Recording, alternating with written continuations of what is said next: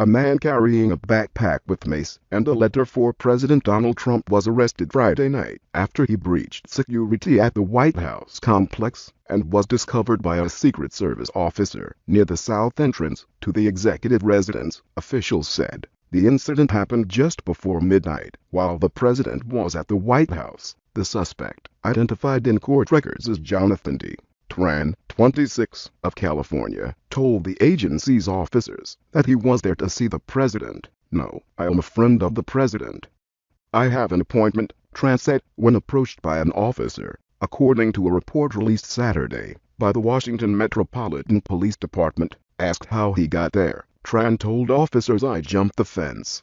The arresting officers found 2 cans of mace and a passport on Tran, who appeared in D.C. Superior Court shortly before 5 p.m. dressed in a dark blue hoodie and khakis. He spoke only briefly, offering a faint yes when told his rights. He faces a charge of unlawful entry and will be arraigned in federal court on Monday. The judge said there was probable cause to hold Tran because he could pose a flight risk and danger to the community. The police report, obtained by CNN, offers a description of the incident. White House security footage showed Tran jumping the fence at the northwest courtyard of the Treasury building, which is adjacent to the White House. The report said he was not detected, however, until approached by a uniformed Secret Service officer. At one point, Tran hid behind a White House pillar before proceeding to the south portico entrance, according to a complaint filed in U.S. District Court. Secret Service Officer Wayne Azevedo said in the complaint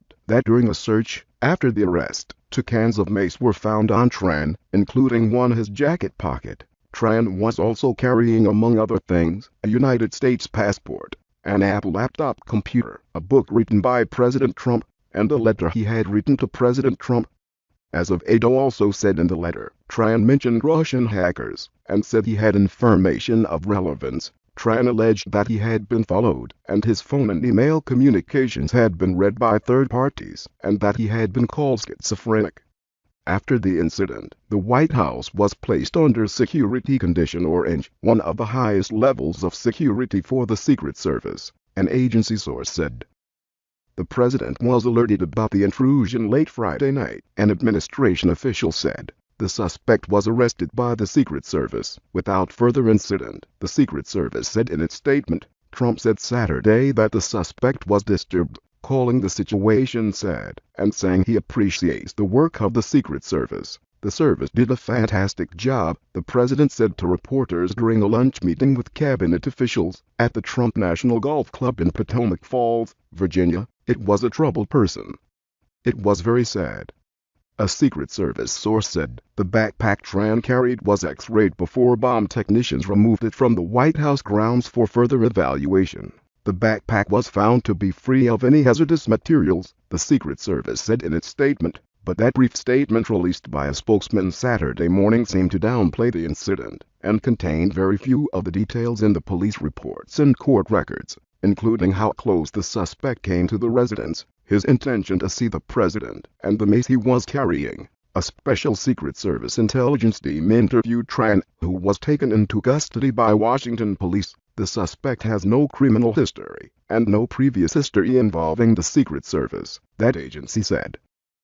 A Secret Service emergency response team searched the entire White House grounds with canine dogs, including the First Lady's garden, which is near the south entrance of the residence. Extensive searches were also conducted on East Executive Avenue and East Wing Roadway. Nothing of concern to security operations was found, the Secret Service said in its statement. The suspect's 19-year-old younger brother, Brian, from Milpitas, California, said Tran was troubled after being laid off from his job at an electrical engineering company. Tran had been living in his car and eating junk food, his brother said. Tran graduated from San Jose State University with an electrical engineering degree and had been stressed out from the job, his brother said. A Secret Service agent called Tran's family's home Friday night to inform them of the fence-jumping incident, his brother said, adding that his mother is very troubled about the matter. Tran has been a very good brother to me, said the brother. a mechanical engineering major at San Jose State University. The investigation into the security breach continued Saturday, as the Secret Service tried to determine how Tran gained entrance to the highly fortified White House complex without being detected,